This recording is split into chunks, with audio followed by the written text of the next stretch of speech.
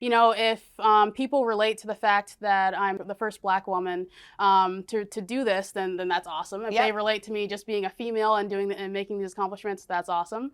If they relate to the fact that I'm doing it while also being a big nerd and doing school stuff, that's awesome. Yeah, that's right. So whatever you want to think is awesome. Whatever gets people excited about it is great for me. Awesome. It's Thursday, February 24th. This is episode 204 of the Token CEO podcast. I'm Erika Nardini. I am the CEO of Barstool Sports. We're going to jump into it. We're going to get into the boardroom. We're going to talk about the Olympics. We have an awesome interview with Erin Jackson. She just won the women's speed skating 500-meter dash. Sure. Can you call it a dash? Race. She'll clarify. All right. Then I think we're doing Q&A. We're talking to Chief about the Olympics. So we're going to cover the Olympics today from a fan perspective, from an athlete perspective, and from a media perspective. And I think that's all that we're doing. We're going to do a couple ad reads. We're going to give you an update on Work Like a Girl. And that's it. Okay, boardroom. Erika's boardroom. So last week, I spent a long time talking to Dave, and which was awesome. I think getting in Dave's brain is just so incredible. Dave is so practical.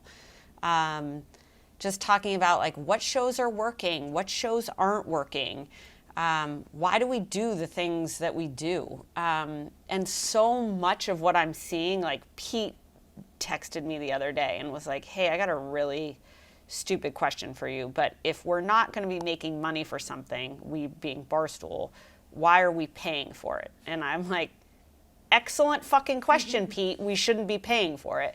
But it was, the Dave conversation was kind of like that. Like, for example, we were talking about the rundown.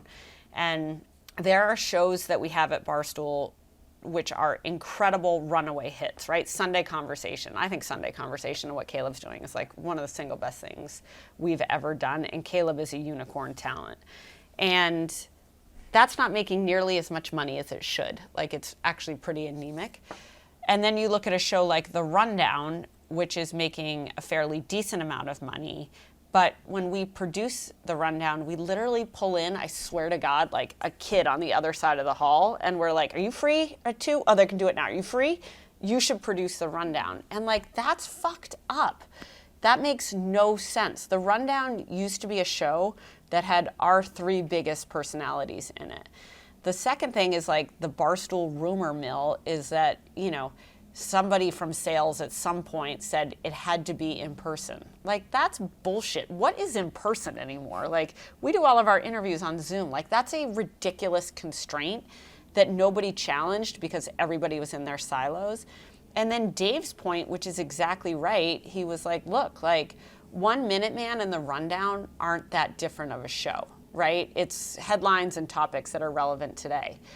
The difference is Kevin is totally committed to the 1 Minute Man. The way Brendan Clancy cuts it is perfect for social. And then you look at The Rundown, and we basically have like whoever we dragged in last off the street from MLB Network cutting it. And it's like, no wonder. So anyway, so like just having those type of conversations, starting to create thresholds where if a show doesn't get to a certain level of audience after a certain period of time, we got to kill it. Like, we never kill anything here, so we got to start killing stuff. So that was a really good conversation, and now it's really just, it's kind of what I said to the sales leads this morning, which is like, look, we have the opportunity right now to either lean way into change and to make it, or we're going to, like, Erin Jackson talks about this in the episode a little bit later, where we're kind of afraid of the edge, so we're going to go on 2 skates instead of being on the edge of 1, and then we're not going to make the change we need to. So really thinking about how do we be honest, intellectually honest with ourselves, and to do the kind of things we need to be a better company and to build better brands. Second big thing is Deirdre Lester has resigned. So Deirdre has been our CRO for 4 years now. When Deirdre got to Barstool, I think revenue was under $10 million. And we had, I think, 3 people in sales. And as Deirdre likes to remind me, we had MB, who was kind of doing sales development and activations, but she was also writing my board decks. So basically, she couldn't help do anything for sales because we were always having board meetings. But anyways, Deirdre's been here for an amazing run. I've loved working with Deirdre. I think what she's accomplished and the people she's brought in here, her team, have been incredible. And just the growth. When Deirdre joined Barstool, she told me that someone had said to her, an ex-boss had said to her that she would never cross a $100 million mark, and she did it. And it was kind of funny this fall when we passed the $100 million in ad sales mark. I was like, that's it for Deirdre. Like, Deirdre's going to go on her way, and she's going to go do the next thing. She's going to go be a CEO, which is incredible. I don't think there's enough women CEOs out there, and to have this company bear two of them is awesome. So I'm so excited for her on that. I'm so supportive. There's obviously a huge amount of change here.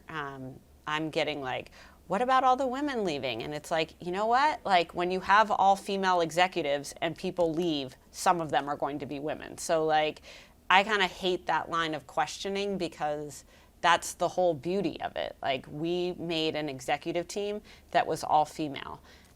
Those executives were here for 3+ years. They vested, they got their bonuses paid, they built incredible teams, and now they're on to the next thing. So I'm excited about that. I also am like having a lot of introspection about, would I have wanted to keep them? Is there something I could have done differently? Did I do something wrong?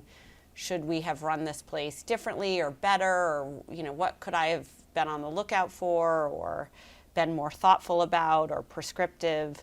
I think what I'm kind of landing on is I should have made more changes sooner.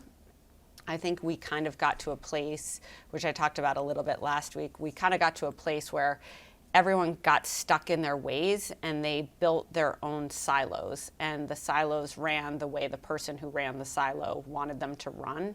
Like, the amount of actual collaboration across the company, I think, died like 2 years ago. And I think that sucks. I'm pissed at myself that I didn't see it, or that I didn't find the right way to change it. I have been working so hard to change things amongst my direct reports, or the people that report to me, and the reality is I'm not sure how much they really wanted to change. So there was never any change created or any evolution created for the people that work for them. So I'm kind of kicking myself on that. I feel like that was a big learning for me.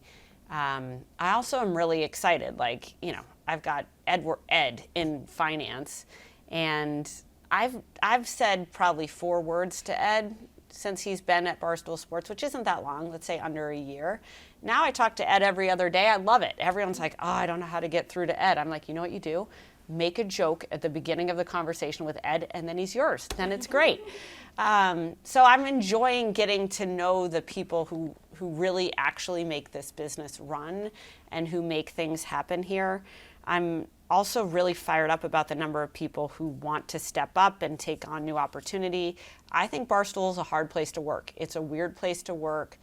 I think I made the mistake in thinking that, one of the things about growing by a third of your size every year is not everyone you hire is going to be a stoolie, or is going to be a fan of the brand, or is going to understand the product.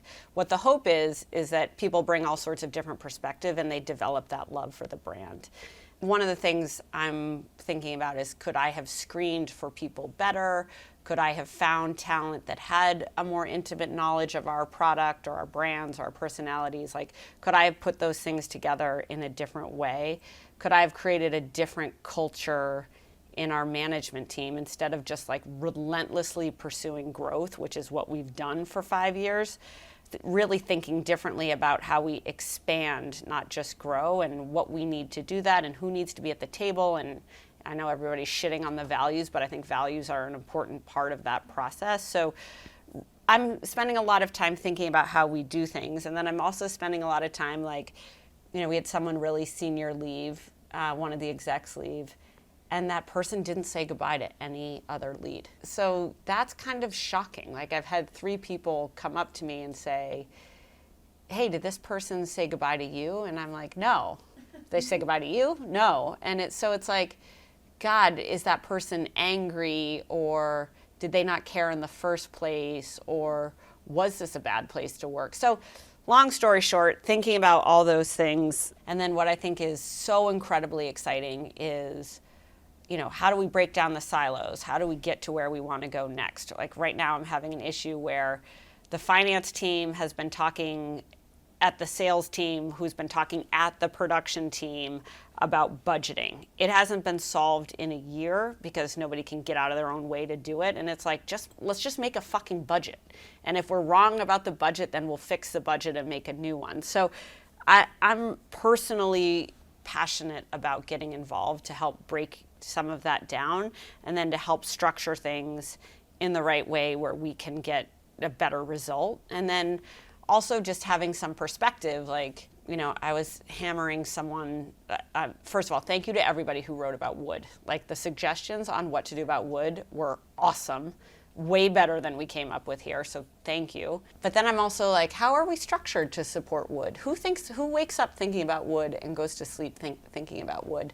No wonder we're not breaking through if it's not anybody's job to think about it. So then where does that person's job sit? Who should have that job? What's the experience you need for that job? So that's just a very large ramble of like all the rocks rattling around in my head. But I also think like Barstool's a shortcut. It always has been. And this is a great place to work. And it's not a place for everybody to work. And it shouldn't be. And I can do a way better job at making Barstool a great place and making Barstool great. And I think there's so many people here who are up for that challenge and going to take us to the next place. And then I believe and I'm hopeful for, we asked the question for all of our guests now about what they're hopeful for. Like, I'm hopeful for the new people we're going to meet who are going to take us to that next place. So I'm fired up about that. So then I went to the Dua Lipa show with Stu Feiner last weekend. I got to tell you, I love that Dua Lipa. She's incredible.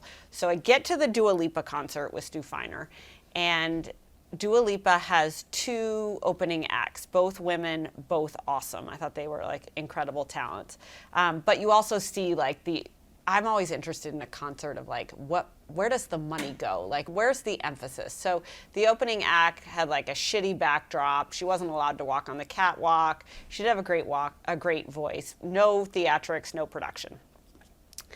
Then it opens to Dua Lipa. I thought the most amazing thing at the opening of the show, she introduces, there's a whole video montage. Whoever art directed that tour is amazing. But there's a whole video montage introducing by name every dancer, which I thought was so generous. I loved that. I just was like, she's building a community. I think the way she's inclusive of women, it felt very fresh. The colors were very vibrant. It was like neons and blues and pinks and oranges and yellows, like a lot of outfit changes, a lot of movement, huge amount of energy.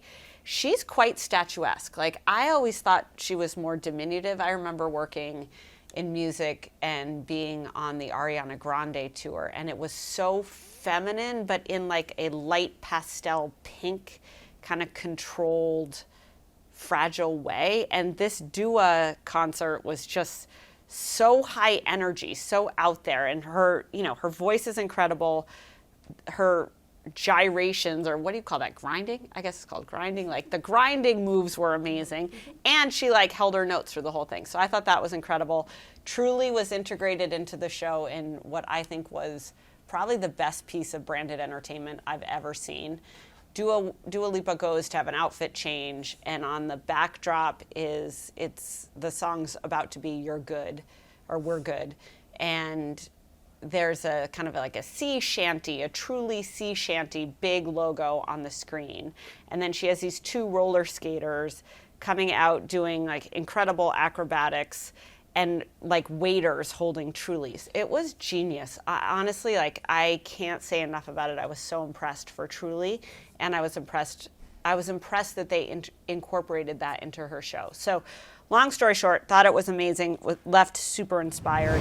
Outside of my rant about what's happening here, we are going to be talking about the Olympics. So I would say the Olympics had this aura around it when I was growing up of being must watch. There was this vision and belief that when you watched the Olympics, you're part of a global community, and it's making the world a better place, and it's bringing people from all different nations closer together, and you're learning about the host country, and you're seeing incredible feats of athleticism, and you're seeing the, agony of defeat and the spoils of victory.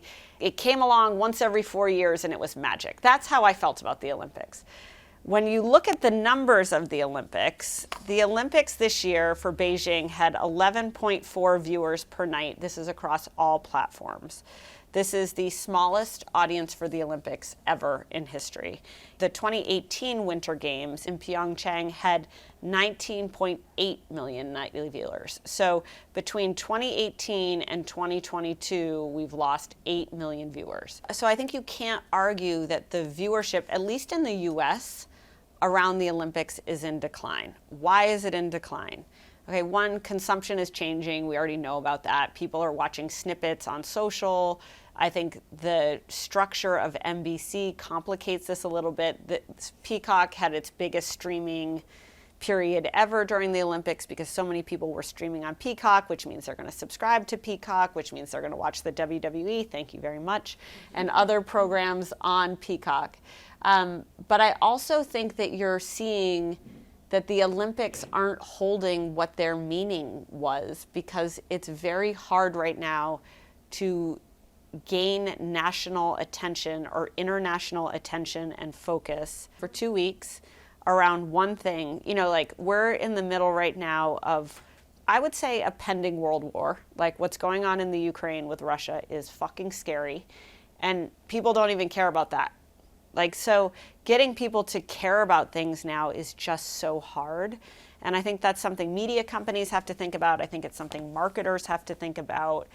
And I think it really raises the question of, what is interesting to people? How do you break through? How do you make sports compelling? I don't know, though, that the Olympics are capturing it. And I don't know that the Olympics, I think when the Olympics come to Los Angeles, Americans are going to be all over the Olympics, right? It's in a time zone that's digestible. There's the Hollywood element of it. You're not having the fake ski slope next to the nuclear plants. Beijing was not aesthetically pleasing. It was a very tough time slot. The Americans didn't do very well, which I think raises a bigger question about our Olympic hopefuls and just Team USA in general. Norway has, how many citizens do we think Norway has? I would say 6 million. Let's say, we think 6 million people live in Norway? 5.3 million. Okay. 5.3 million people live in Norway. How many people live in the United States? 330 million? Yeah. Okay. What? 330 million. I mean, let's go. I'm having a day. 330 million people live in the United States. Why is Norway kicking our ass? It's a 6 million person pool versus a 330 million person pool. And they are outright murdering us. So it's we have more mountains than Norway. We have more coaches than Norway. We have more athletes to pull from than Norway. But nope, Norway is absolutely murdering the Olympics, and we're best case coming in third. The other things that I think are happening, which this is also I think what's so interesting, is obviously no fans, right? The no fan fatigue is real. There's the human rights factor around China in general. Time difference, you already know what happens, why watch it? 2, there's no fans, so there's no drama or antics off the court or off the ice. 3 is, I think that the way the Olympics are marketed is very traditional and frankly antiquated. It was funny, even the Russian girl that was doping, the 15-year-old ice skater that's doping, I thought people would be more up in arms about that. You would think that would be a huge story. Nope, and then she sucked. So it's really wasn't a story. I wish she won, and then it would be a major controversy, and people would probably get more interested in the Olympics. From a money perspective, NBC paid $7.75 billion to broadcast the Olympics through 2032. They bought those rights in 2014. So imagine buying the rights for 10 years. We bought the Arizona Bowl rights for 3 years, and I'm oh God, how are we going to do year number 2? So it's really interesting just the corporate strategy, like $7 billion is a massive fucking price tag. So the bet they're making is that the Olympics is going to grow all of their lines of business. It's going to bring in enough ad dollars. It's going to create enough subscribers. It's going to make viewers loyal to NBC. It enables them to promote the Super Bowl, and the Super Bowl to promote the Olympics, and both of those things to promote their bad sitcoms and other shows that are roving around the network. It was interesting to see this year how voraciously NBC signaled the lower ratings. So one of the big news points from NBC coming out before the Olympics were the ratings were going to be down. The ratings are going to be down. The other thing that I thought was kind of interesting about the Olympics is how quiet the sponsors were. So when you look at the big sponsors of the Olympics, whether it's Coca-Cola or Salesforce or other big brands, usually those companies are out thumping their chests about how, the Olympic rings, they have the rights to use them, they tell the athlete's story. There was none of that going into the Olympics because those brands don't want to be boycotted for supporting China. So there's a lot of political pieces which factor into the brand's utilization of the Olympic marks. And I really feel like the Olympics used to be something that was sacred and that was transcended politics and transcended kind of local or national issues, but that's obviously not the case anymore. And frankly, if I'm Coca-Cola and I paid however many $1 billion for the rights to the Olympics, and then I decide not to use them, there's somebody in the finance department at Coca-Cola being like, why the fuck did we do that? What a waste of money. So anyways, I think that that's, all of those things are contributing to, in my mind, a questioning of what are the Olympics? Why does anybody care? How can this platform be made more relevant? Why is this the right platforms for brands to showcase their messages? And why should athletes choose to compete for Team USA? Obviously, the chance to support your country, the chance to win for your country, the once-in-a-lifetime experience to be an Olympic Village, you can't undercut that.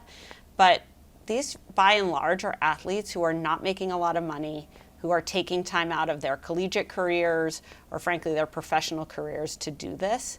And I think the chance for any one of them to get rich or to get big endorsements or to make this a lifelong career or business is predicated on the viability and the vitality of the thing in the first place, which is, I think, what is most at risk, which is, do people still love the Olympics?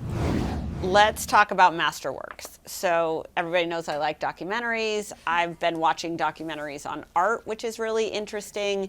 And one of the greatest things about art is that art can be an incredible investment vehicle. So if you are tired or you've exhausted your retirement planning or your savings account and your Robinhood, my Robinhood is 100% in the toilet. Like every day I get alerts from Robinhood and it's like down, down, down, down.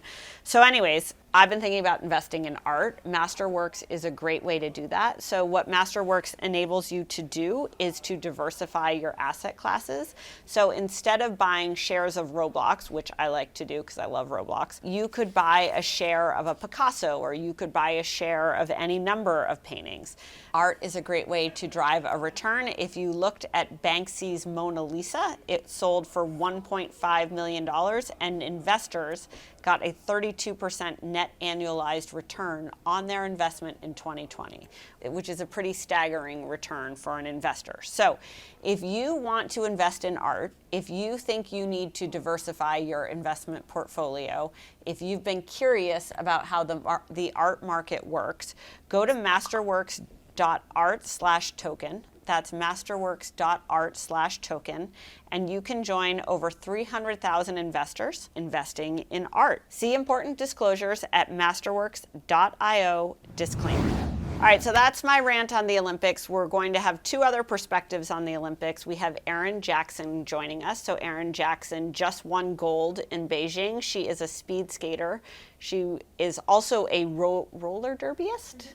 She's a roller derbyist. She's going to give us her athlete's perspective. So Erin, welcome to Token. Tell people who you are, what you do, what makes you interesting. I'm Erin Jackson. I'm a long track speed skater and newly an Olympic gold medalist in the 500 meter. Fresh gold medalist. Yeah. And what did you want to be when you grew up? An astronaut. An astronaut, well, you're a scientist. You're an engineer? Right, engineer, yeah. So do you still want to be an astronaut? No, I think it kind of morphed into like maybe designing materials and things like that. Okay, that's cool. Yeah, so. Okay, so how did you get into speed skating or rollerblading, roller skating? Like, how'd you get into the move around the track real fast business?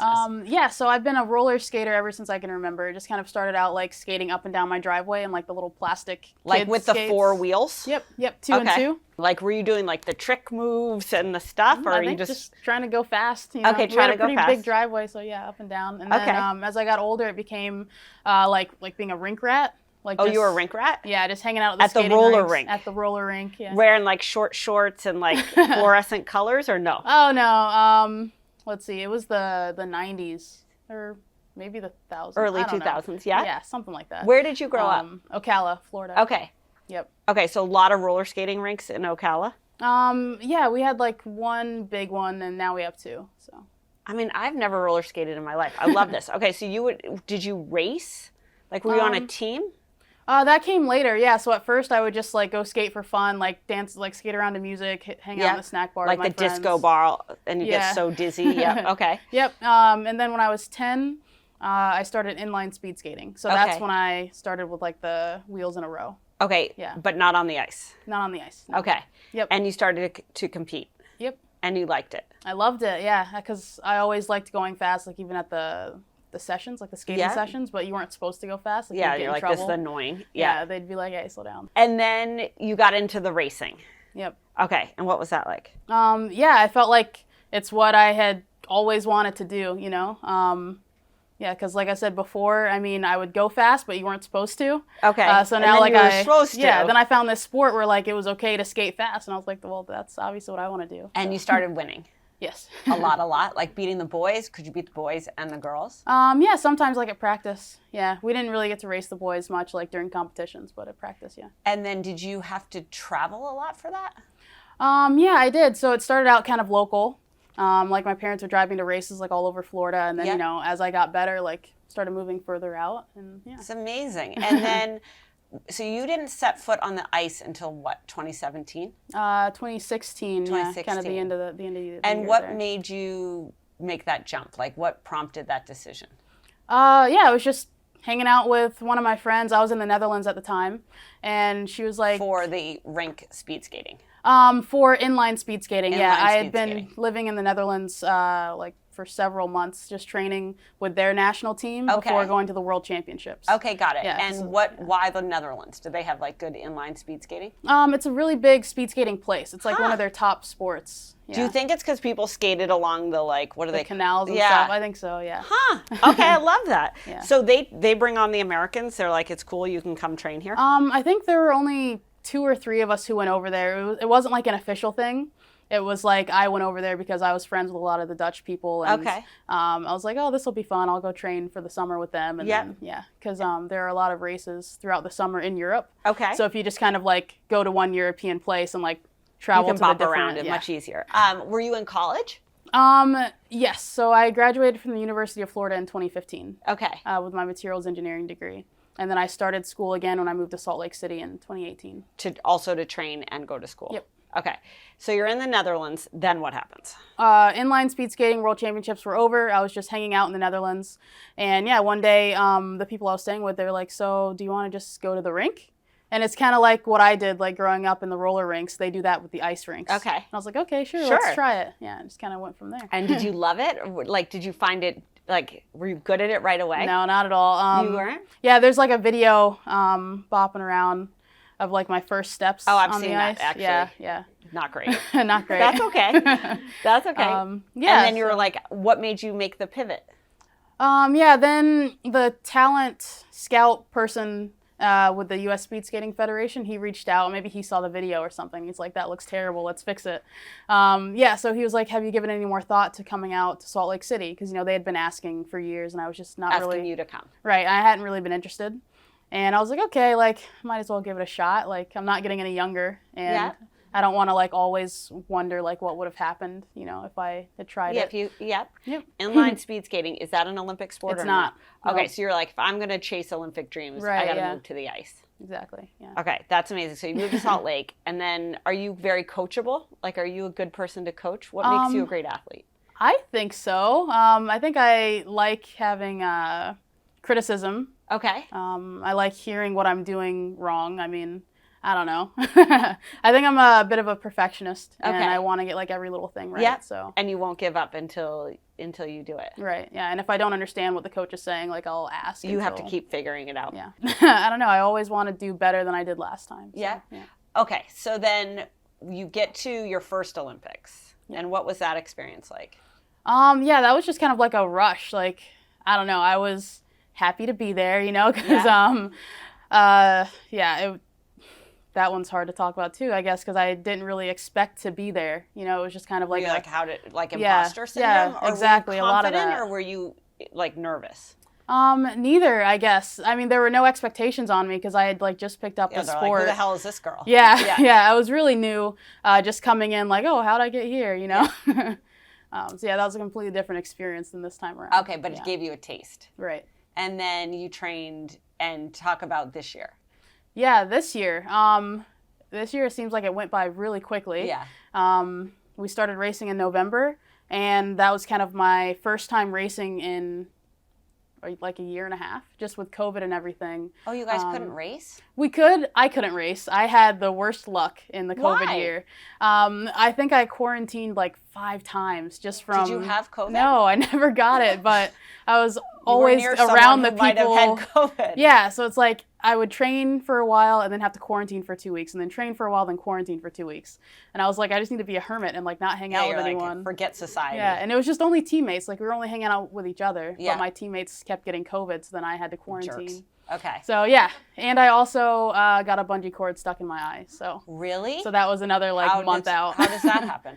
I was moving from one apartment to another, and I was like strapping something with a bungee cord and like leaning over it, and it slipped and just like got stuck in my eye. Do you have a mark? I don't think so. I mean, my vision's back. How long did it take to get back? Let's see. Everything was really blurry and painful for, I'd say like maybe 3 weeks. Did you have an eye patch? Yep, I had an eye patch. I love an eye patch. Okay, so then you poke your eye out with a bungee cord. Yeah. And then what happens? So yeah, I didn't get to race internationally that whole season just with the timing of all the quarantines and eye poking. So then I come into hampered this again season, by the eye poking. Okay. Yes. So I come into this season kind of like not knowing where I stand in the world, So then I show up at the first international race of the year, and then I won it, and I was like, oh wow, like this is cool. That's cool. Yeah. Okay. And then I won another one. And were you expected to win? No. And so are you like a relative stranger? Like, are they like, who's this girl? Sort of. I mean, when I came in at the first games, it was definitely like who is this? Okay. And I wasn't very skilled on the ice yet, so like I don't think anyone was really paying attention. Okay. And then my first season of racing was pretty good. I mean, I think I got like 2 top 10 finishes. Okay. And then my next season, everything fell apart. Like I all of a sudden forgot how to skate. Okay. Nothing worked. Your brain went blank. Yeah. So everyone probably forgot. Season. Yeah. Okay. Everyone probably forgot about me again. Okay. And then the next year was COVID year. Did you care? Did that make you mad? It was really frustrating. Yeah. Yeah. Just because I was like, am I ever going to be able to skate again? Like, I don't know what happened. I don't know how it. How did you get back into your game? I know what I'm going to do, quarantine and poke my eye out. Exactly. It was the winning combination there. But yeah, I just kept training. I mean, yeah, I just kept coming to practice, listening to the coach, and being around my teammates. And then, then things started coming back up. Okay, so things came back. Then you get to Beijing. Yeah. And first of all, how do you train to be a speed skater? Like, how many quad exercises do you do on an annual basis? A lot of quad exercises. So like we're box jumps and like how much? Yeah. Okay, we do what some else? Box jumps. A lot of time on the ice, obviously. So we're on the ice like 5 days a week. And we normally train twice a day. So like one session will be on the ice, and then another session will be like one of like twice a week we do strength training. Okay. So for me, that's a lot of like leg press more than back squats, just because I've got like 3 herniated discs in my back. So. Jeez, Erin. I feel like so you're really not going to be able to walk out of that. here. We should bubble wrap you. Yeah. Okay.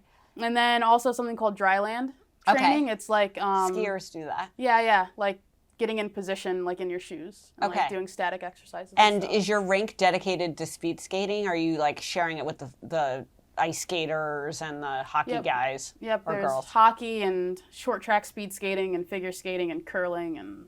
But I would imagine they really have to Zamboni the ice before you get on it. Yep, for sure. Like, does a divot just piss you off so much? Yeah, it's just a little scary sometimes. Yeah. Yeah, because, I don't know, once the ice gets crunchy, it's like you don't really trust it. It could just, like, break away under you. And how do you feel, like, leaning over so much? I love that about speed skaters. Yeah, it's scary. I mean, I think the main difference in why I started to get better on the ice was getting over that fear and like that discomfort. Yeah, because I was afraid of the turns, and like sometimes I would do what's called like 2-footing, because you're always supposed to be kind of like on one. Yeah. And then when you get scared, like if you're supposed to be on this one, you'll just put this one down, and that's 2-footing. So I would do that. How did you learn how the edges? Because I learned how to play hockey not that long ago, and it's all about the edge work. Like trusting your edges is such a like hard thing in life, but also like how'd you do that? Just a lot of practice. So when I first got on the ice, I went from being like kind of near the top of my inline skating sport to like the bottom of ice skating, and I didn't like that. Which is very of course. Humbling. Yeah. Yeah. So I was like, well, how do I fix this? And I just went to a ton of ice sessions. Okay. So like how I said, the team is normally on the ice like once a day. You were on ice like 16 times a day. As many times as I could. Like I would pick up all the extra ice sessions. Even like the beginner learn to skate sessions with all the little kids. I'm on it. Yep. Yeah, it was like little kids doing laps around me, but you know. That's all right. Okay, and then so you get to Beijing. I read that someone gave up their spot for you. So what's that story? Yep. So at the Olympic trials in January, at this point I've won half of the 500 meter races in the World Cup season. So I was the World Cup leader at that point. Came into the Olympic trials thinking, like I should win this. You know, like I've got a pretty good record all season. Like I should win this, and I didn't. I slipped. I slipped in the trials, and it was a pretty big slip. I don't know how much time it cost me, but I ended up finishing third at our trials, and we only knew about 2 spots at the time. Okay. So yeah, my teammate Brittany Bowe, we're both from Ocala. We grew up on the same inline speed skating team, which is pretty cool. Huh. Yeah, there's another one of us, Joey Mantilla. Really? All from the same city, grew up on the same team. Really? A hotbed of speed skating. Yep. Okay, I love that. Yeah. So she's number 1 in the 1,000. So yeah, there's just like a lot of like mutual respect there. But yeah, she basically said like you deserve to be on this team. Like we're not going to leave you home. Like if there's anything I can do, like I'm going to get you there. And I mean that it meant a whole lot just for like her to have my back in that moment, like when I messed up. You know? So she won the race, the 500, and she basically declined her spot on the team. So then it bumped me up from like 3rd into 2nd. And she declined it for you? Yes. Why would she do that? Besides being a nice person. She's a really nice person. Yeah. Yeah, she, I mean, I don't want to like speak for her, I guess. Of course. But yeah, what she's been saying is that like it was bigger than us. It was like for Team USA because I was expected. She wanted the best chance to win. Right, yeah. I was expected to like get a medal, like hopefully a gold one at the games. So she's like, yeah, like we have to do this for Team USA. Good for her. So, that's an incredible story. Yeah. Now, do you think if she hadn't given up that spot, can the coaches defy the trial results or the selection committee? Yes. Does that make sense as a question? Yeah, that is an option. Okay. But what actually ended up happening is that we got a 3rd qualifying spot. Okay. So that comes down from like the Olympic Committee and allocating spots to the different countries. So interesting. Yeah, so if some countries don't use all of their spots, then it opens up more. So so the Jamaicans are like, we're not sending a speed skater. Then they decide who to give the spot to? Right. Just based on how we performed in the World Cups. Okay. So there were like 20 guaranteed spots. Okay. And we were like 21. Okay. So we were the first in when someone didn't use their spot. Okay, got it. So when you got the 3rd spot, could Brittany have come back? Yep. So Brittany did end up racing. She did? Yeah. That's great. I didn't know that. I love that. Okay, so that's karma. That worked out. Yeah, how'd she do? In that race, it's not her best race. Okay. I don't remember. I think she was like maybe 16th in that race, but she got a bronze medal in her best race, the 1,000. That's awesome. So, yeah. Okay, good for her. Okay, so how do you feel about wearing the hat thing? Oh, the hood? Yeah. Some of them are uncomfortable, but the suits that we had this year were pretty comfortable. Oh, so, interesting. So do you have any say in the hood? The fit of it, yeah. Okay. You know, it was so funny. I love speed skating. If I were going to be, I played this game this weekend. If you could like compete in any Olympic sport, speed skating was the one I would choose. Nice. Okay, but anyway, so I was watching it, must have been like late last week, like mid to late last week. And there was this blonde girl. I think she was from Europe somewhere. And I was like, this girl's hot. And all she wants to do is like take the hood off and be like, I'm gorgeous. Yeah, like, I know exactly who you're talking about. I mean, it was ridiculous. You could see it like 10 miles away. And I was like, that stinks. And then you won. And I was like, let's go. So I was actually joking with Brittany. And I was like, you should do that. I was like, when you finish your race, you should just get like... the hair. I mean, it was clearly like, I'm hot underneath this suit, like the spaceman suit. And I was like, that's ridiculous. Okay, so what was the winning race like for you? Like, what was your did you feel in the zone? Like, yeah, I definitely felt in the zone. I went into the race really confident. I was like, I feel like I can pull this off if I don't mess up, you know? Okay. The kind of the thing, just don't mess up. So yeah, I went in really confident and just, tried to focus. What's the brand of speed skating? Like in the Olympic Village, who are the speed skaters? Serious people? Like the nerds? Are you guys the nerds? Yeah, I mean, I feel like it's a super technical and individual sport. Yeah. So everyone's kind of like in the zone a bit more. Yeah. Okay, that makes sense. It's the precision really matters. Okay. So you won gold. Now you're back. Everyone's making this huge deal about you being the first Black American to win this race. Does that piss you off or do you love it?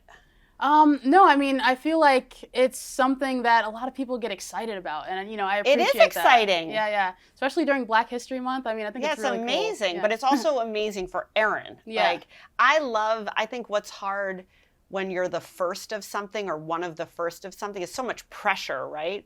And I think sometimes people say that about me because there's no women CEOs or very few women CEOs. And I'm like, it's awesome, but don't put the asterisk in front of my name. Like, you are an American woman who won a killer speed skating race, and you're Black. Like, I feel like, how amazing. Yeah, I feel like whatever people want to take away from the accomplishment or from the story is fine with me. Yeah. If people relate to the fact that I'm the first African-American, the first Black woman to do this, then that's awesome. If they relate to me just being a female and and making these accomplishments, that's awesome.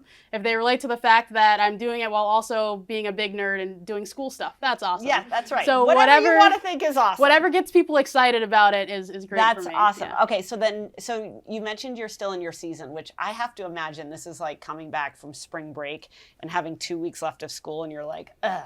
Yeah. Are you fired up for the rest of the season or no? I'm kind of tired. Yeah, I bet. Yeah, I mean, and you're like, I won the big prize. Yeah, it's like this, all this build up for the really big show, right? Yeah. And then everything else just, I don't know. Yeah, it's like, okay. Yeah, it's like I've still got these other races, but I've already the like Amsterdam Open. You're like, can't wait. I'm super fired up. Yeah. All right, so where's your next race? It's supposed to be in Norway in the first weekend of March, so like really soon.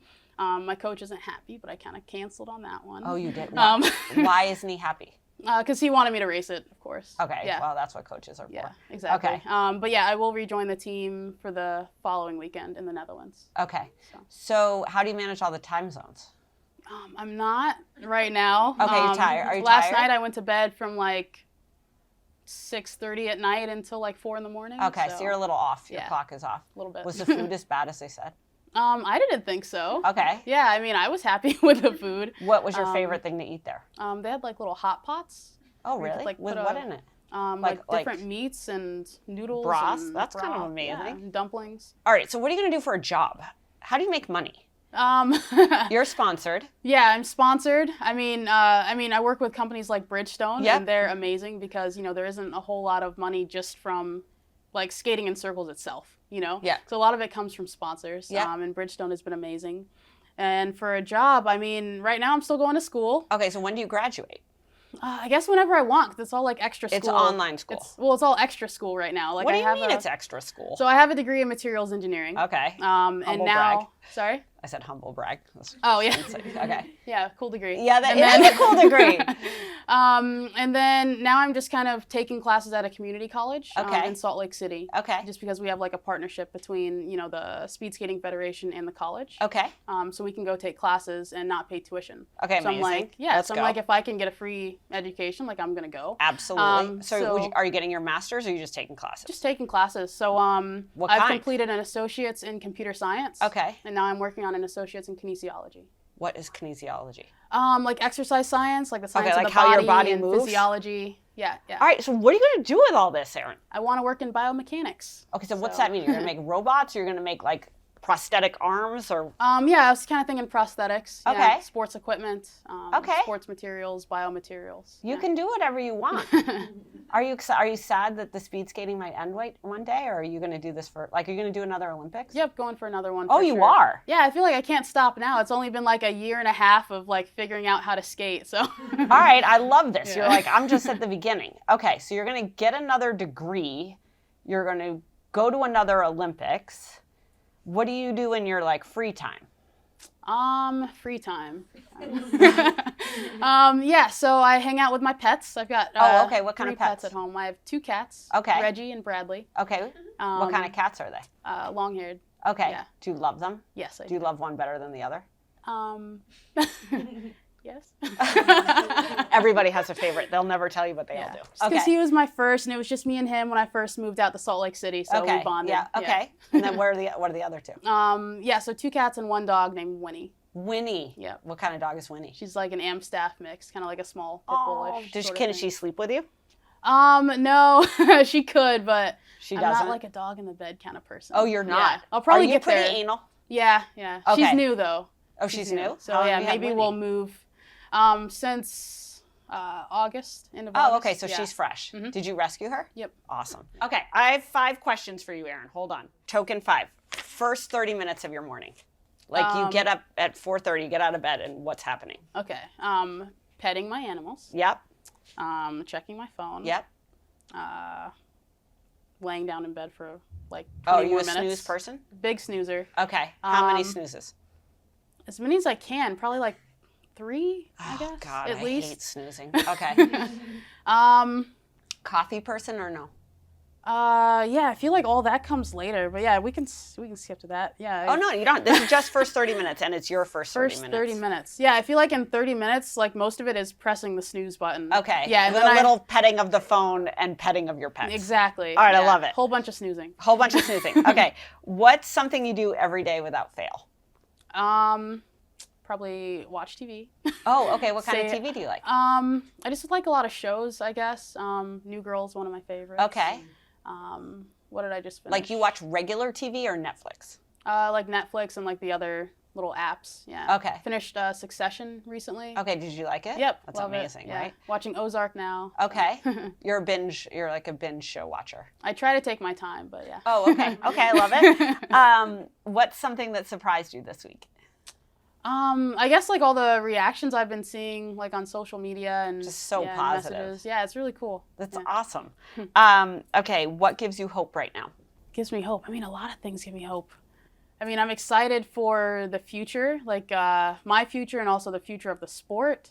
Yeah, just hopefully getting more people into the sport to try it. That's awesome. Yeah. I think you've garnered so much interest. Have the sponsors been like coming out of the woodwork for you? I don't know because all that's going through, like my You got manager people. and my. You got people for Yeah. that. Okay. Yeah. He's letting me focus on this week in New York, and then I guess we can talk about. Okay, that's what's great. coming Do you think you'll be next, on a but- Wheaties box? I think it'd be so amazing. That would be cool. Do people still care about the Wheaties box? You should get on the Wheaties box. All right, I'll tell them. I'd run that campaign for you. You should definitely be on the Wheaties box. I think Dan Jensen was on the Wheaties box. Oh, cool. You would be great on the Wheaties box. Okay. What brands do you love? What brands do I love? Not because you have to, but like, what's like a brand you're like, I love that brand. Okay. I really love my Samsung phone. Oh, you're an Android person? I am. How do you deal with the hate on being an Android person? Do you get much hate? No, not much. No one gives you shit for having the green bubbles when you text? No, because I feel like if people want to have an iPhone, that's fine. Like, I got my dad an iPhone because That was a nice thing to do. Because he's a beginner. Oh, and he I is? feel like, Androids are for more sophisticated people? Yes, exactly. Really? Yes. So if you can't handle an Android, then the iPhone. Then just an iPhone. Oh, I love that. Okay. All right. That's an amazing endorsement. Very easy to use. Yeah. I bet your friends in Europe, do they have Androids or iPhones? Probably iPhones. Okay. Yeah. They're definitely talking about how when they chat with you, it turns the bubble green. We use a lot of WhatsApp, though. Okay, you're WhatsApping. Yeah. Okay. What other apps do you have on your phone? Like all the social media stuff. Are you big into social media or no? No, mainly I look at memes a lot. Okay. Yeah, not so much for like posting. Yeah, posting. Yeah, I mean Are you that's on kind Twitter? of yeah, I am on Twitter. Okay. Do you like TikTok? I just got a TikTok. Okay. I mean, I don't know. I'm not super big on like being active in social media. You just want to watch. Yeah, I'm trying to get better at it. I'm working on it. Well, that's okay. You seem to be working on it a lot. Okay. Do you have any questions for me? Yes. Okay, let's go. You don't have to. What sports did you do? Oh, all right. Well, I played field hockey was like the first sport that I loved. And then I did track and cross-country skiing, both of which I hated. I hated track too. Oh, track sucked. You just sat around all day. It was so annoying. I did the hurdles and the 100-yard dash. I wasn't particularly great at either, but then there would always be this dad that would smoke cigars at like the finish line, and you're just like, who wants to smell that? And then I played lacrosse. Cool. But I love sports. Yeah. Awesome. Do you love sports? What sports do you like to watch? I don't watch sports. Why? I don't know. Do you have a team? Like, did you care that the Buccaneers, like, do you care about Tom Brady? No? No. I love that too. What about? I had to ask someone, like, who was in the Super Bowl. And I think I recently just asked someone, like, is the Super Bowl, like the pinnacle of football, or do they have, like, a bigger championship? Or, they told you that was it, right? That was it. And I was like, so we're like the only country that plays American football. Do you like soccer? So, nope. Nope. All right. Yeah. I like roller derby. I play roller derby. Oh, you do? I do. That's fun. What's the name of your roller derby team? Jacksonville Roller Derby. Okay, you guys Florida. Could work some branding on that. Do you have like fun uniforms? Yeah, I mean, I just wear like tights and then. What color tights? Black. Okay. What color's It's the not top? like part of the uniform. It's just like you everyone wears the their own elbow tights. pads. Yeah. Are you on an all-woman team? Mm-hmm. Okay, I like that. I feel like you need a better name for the team. Or a better outfit. I will tell them. Yeah, why don't you work on that? Yeah. All right, thank you for doing this. You're awesome. Congratulations. Thank you. I'm so excited for what you're going to do next. And then we have Chief on. So Chief is our blogger, one of our bloggers in Chicago. He's also on Redline Radio. He covers the Blackhawks and the NHL quite extensively. And he's written a lot about why he thinks the Olympics are flawed this year. All right, Chief. So I actually read the Barstool Sports blog, which is amazing. Okay. Keep blogging more. We like that. You're a good blogger. Thank you. And I retweeted, it was probably maybe like a week and a half ago. I like when you guys get a little ranty as fans where you start to advocate for why something is just so fucking stupid.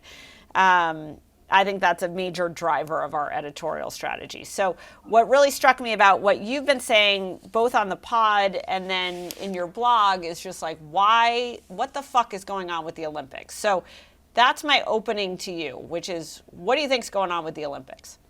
I think there's just a general, the number one thing, I think there's no NHL. When the NHL drops out, I don't have a reason to watch odd sports at odd times. So if you have your flagship, it's almost like having a great TV show lead into other events. So while you're in intermissions, they can tell you about the figure skaters. They can tell you about the Nordic skiers and the cross country, and kind of almost run as a commercial. It's like your primetime TV. You want to be after Seinfeld. You want to be after The Office.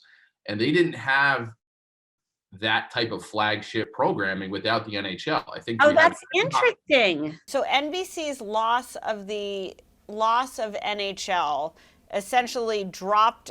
You would otherwise, if the NHL were on NBC, you would be watching NBC. There's not really a reason to watch NBC if you weren't watching the NHL, and that became the gateway drug of commercial breaks or promotion that would lure you over to care about things you otherwise wouldn't care about. Right. And even NHL participation, not necessarily their broadcast rights, but the fact that you didn't have Sidney Crosby, Connor McDavid playing for Team Canada against Patrick Kane and Seth Jones and all these great, Austin Matthews, all these great Americans, the best of the best.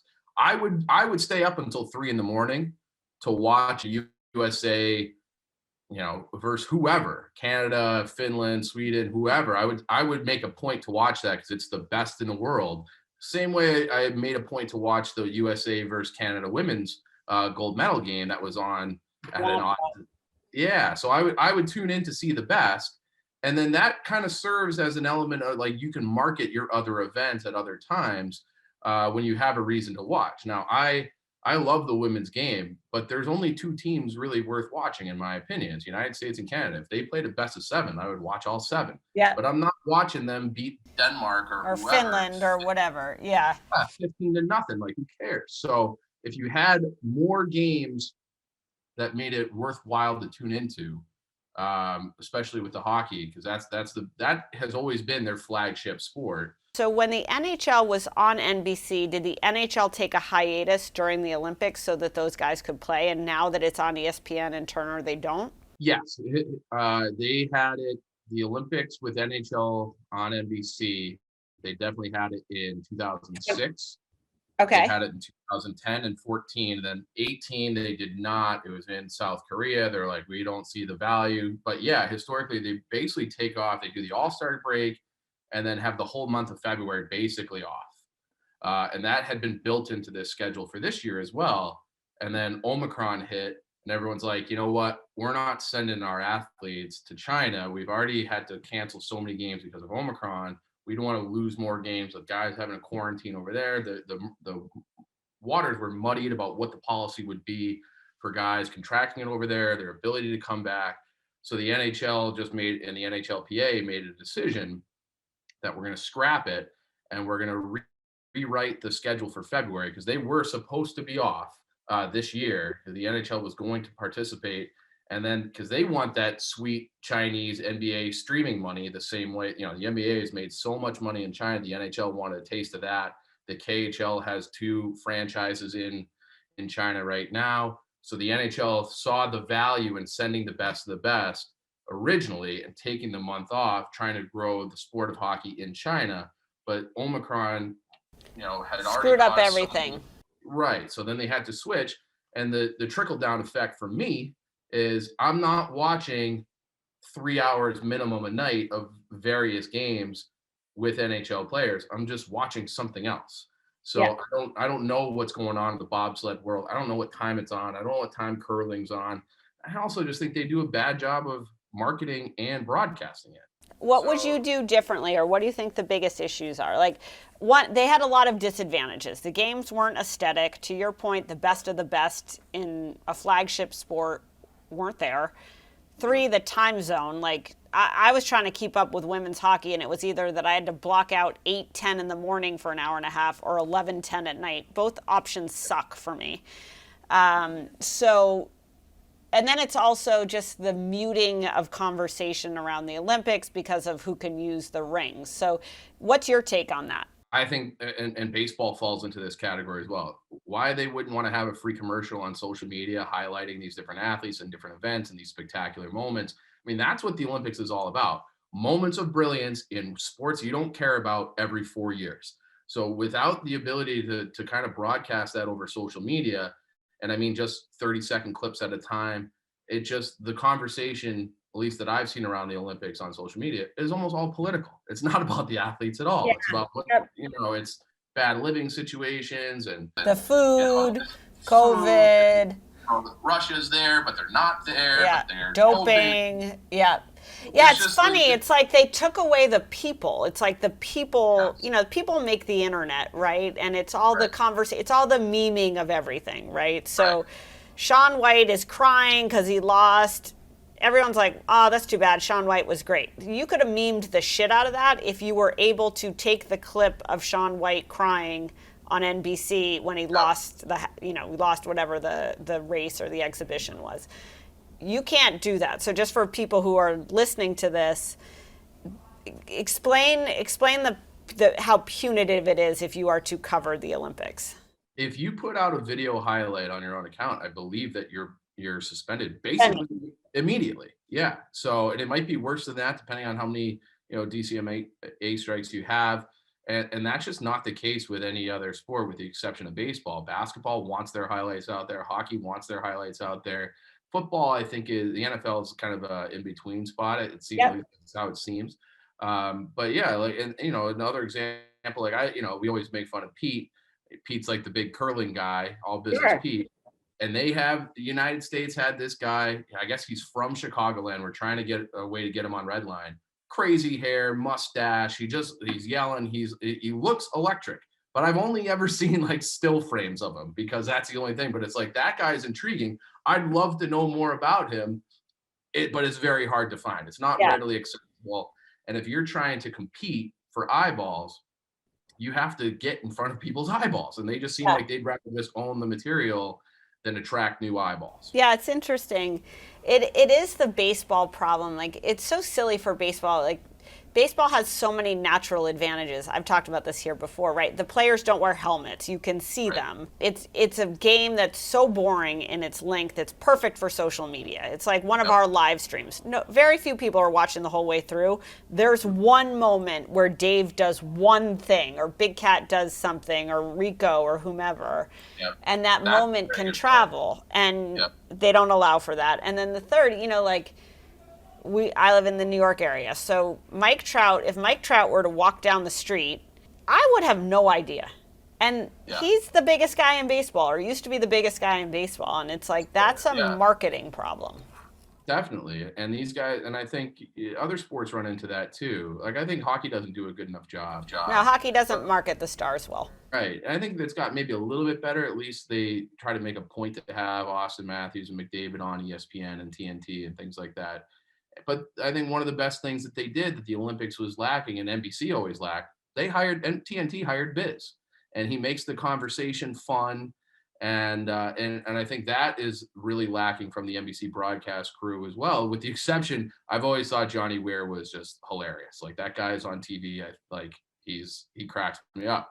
But if they had more personalities who are a little bit maybe quirky and could I think you have to be a little bit nuts to do some of these sports. I feel like there's probably not a shortage of crazy people willing to talk about it in a fun and entertaining way. I did the skeleton, I'm going face first 80 miles an hour down an ice chute. That I want to know about that guy. Yeah, they did that with Tara Lipinski, and who was that guy who she was with? Johnny Weir. They were so fabulous and so gay and fabulous and big. And it was that's the perfect way to describe it. You actually were like, wow, what are these two going to do? Like, I think what's cool about Biz on the TNT broadcast is, one, Biz is just a beast. He's incredible. But then I watch it half the time being like, he's going to fuck up with Gretzky. And that's a reason to watch. And NBC kind of puts you, I think NBC's kind of put their, Dave and I had this meeting at NBC once where, oh my God, it was actually it was so funny. So it was in this point in time where we thought we were going to be on television. And it was a short-lived dream, but we thought we were going to be on television and do a lot of television. The Chernin guys are kind of pushing us on it, television. So Dave and I are trying to syndicate the rundown across NBC. And so we go to Stanford. We had these two guys who championed us. They were awesome. We got to Stanford, and they actually had food out for us. They had catered the meeting, which Dave and I could not believe. And then they had their head of comms strut in, and he strutted in holding his phone like this, and obviously on the phone was something offensive that Dave had done, right? And then he just proceeded to berate us. I remember Dave literally grabbing my arm and being calm down. I was so pissed. But proceeded to basically berate us for, I don't know, whatever Dave had done. And talked about the Shield, right? Talked about the brand of NBC Sports. The shield that is NBC Sports. The pedigree. Now, NBC Sports doesn't even exist anymore, okay? So, Barstool Sports outlived NBC Sports. Like, shout out that guy. But the other thing was, it made me realize that if everything was so viciously or like maniacally in defense of an old school set of thinking about a shield, like to the NFL's credit, they are pretty innovative in a lot of ways. But it's like, then they're just going to have vanilla. Like, everyone is vanilla. It's like, it doesn't matter if you're black or white or female or male. They're all kind of effeminate. They're all kind of white. They're all kind of like pretty, not spectacularly pretty, just like packaged. They're wallpaper. They're wallpaper. Speaking of people that are spectacularly pretty that are on NBC, Patrick Sharp. Okay, so Patrick Sharp, I've known him for a while now. He did the Chicklets Cup on our team. He's hilarious. Okay, he's hilarious. He's like very like genuinely curious about people. Like, Ray Riggs, like, what's it like to be a student at Harvard? And he's just a very like curious, which I really love. I really love people that are like that. And he's also hilarious.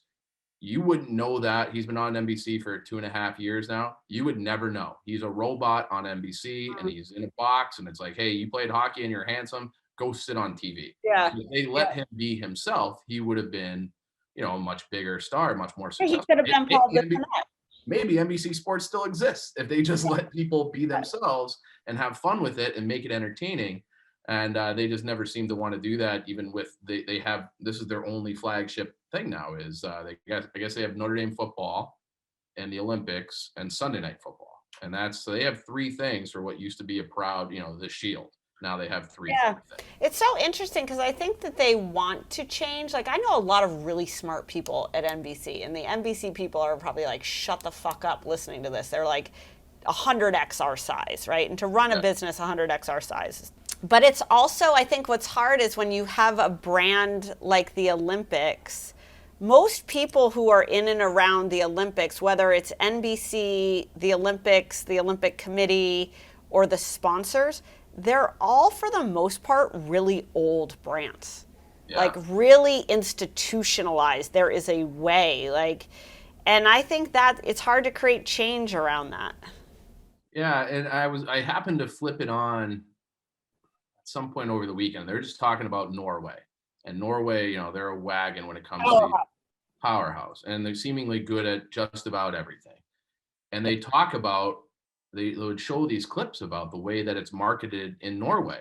And it was like, well, we could do that. Like, we could do all these, all the same things and really hype up the athletes. And, because they're competing the same ground. It's not like Norway, it's not like, it's not like they're not competing in the slalom and we're doing the figure skating. Right. They do all the same sports, but they just market it in a way that it captivates their population. Now, I think there's probably some things that make it naturally more, it's like if it was just Colorado in the Northeast, maybe NBC would have better ratings. As it is, they had the lowest ratings that I think they're 8 million viewers off of what they did in 2018. That's right. So they had 11 million. Similar time zones, all the same political things were probably existed then. Somehow they lost almost 40% of their share, so of their audience size. So it's I don't know. I think this should be a wake up call. They got to do things differently. Maybe they should have you guys back in there for a meeting. I don't know. We'll see. I think that ship has sailed. All right, Chief. Thank you so much. See you later, dude. Thank you. All right. Let's talk about Every Plate.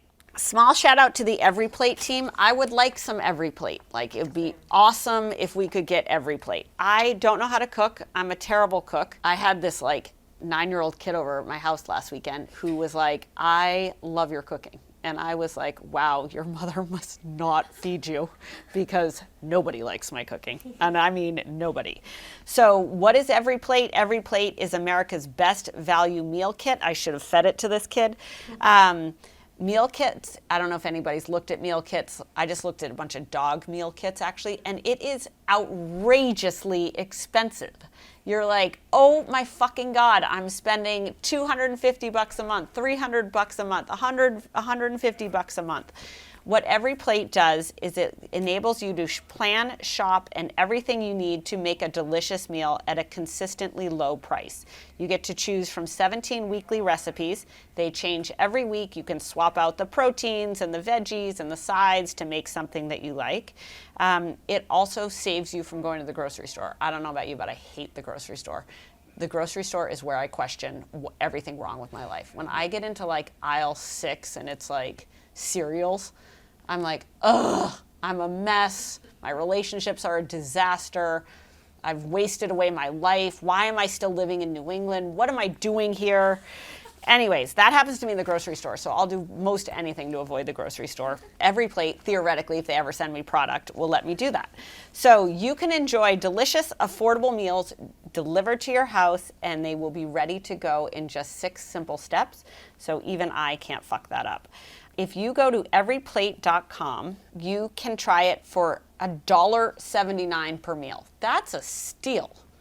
So $1.79, you could eat 3 meals a day for under $6. How great is that? So go to everyplate.com, enter code token179. That's token 179 at everyplate.com, and you can get $104 value. All right, so now we're on to Q&A. The first is as follows. My significant other makes much more money than me, but doesn't pay for as much as he should on dates, activities, etc. Any advice? Okay, I think the first question is, what should your significant other pay for? My guess is maybe you're dating and not married, because if you were married, it'd be everybody's money. What is your expectation about what's fair or what's equal? And you should have that conversation with your significant other. It's not going to go great for you two if you are building up resentment about how much you pay for versus how much he pays for.